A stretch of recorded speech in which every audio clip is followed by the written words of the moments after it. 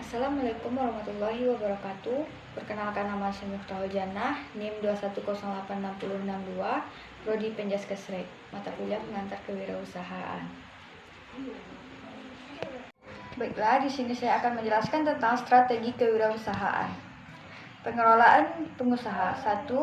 Perencanaan, misi usaha, usulan, operasional termasuk rincian strategi. Ini merupakan bagian-bagian pengelolaan rencana usaha jika kita membuat usaha.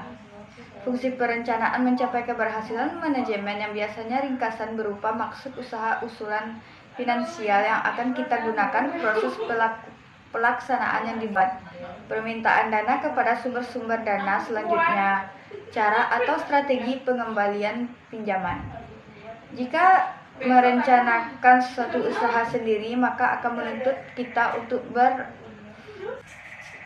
berpikir, berimajinasi untuk menentukan setiap titik harapan usaha kita. 2. Pengelolaan keuangan. Ketika ingin membangun usaha akan terpatahkan dengan tidak punya modal, tetapi itu bisa dibatasi jika kita mempunyai kreativitas. Ide dan pemikiran bisa dituangkan dalam desain pergerakan usaha yang akan kita buat. Maka sumber-sumber pendanaan bisa dicari, bahkan datang sendiri jika tujuannya jelas. Pengelolaan keuangan pada prinsipnya adalah bagaimana kita bisa mengusahakan sumber dana yang memungkinkan, bagaimana kita bisa memanfaatkan dan menggunakan dana-dana yang didapatkan. Ada 3 aspek yang harus kita yakini dalam konsep manajemen. 1. Sumber dana atau keuangan lembaga.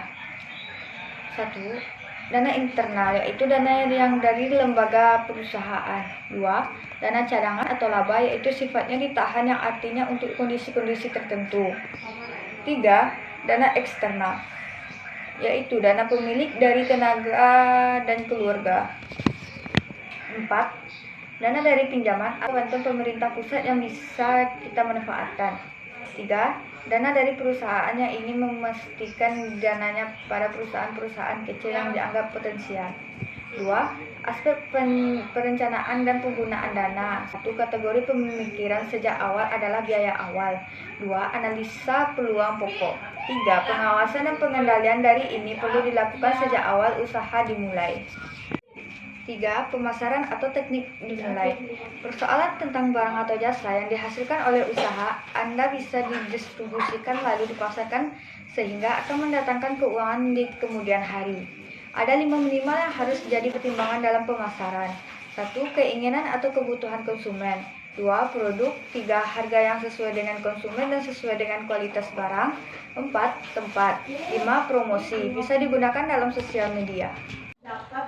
Baiklah, di sini saya akan berbicara tentang analisis lingkungan dan peluang serta ide usaha. Analisis lingkungan bisnis. Ada 2 istilah, yaitu lingkungan eksternal dan lingkungan internal.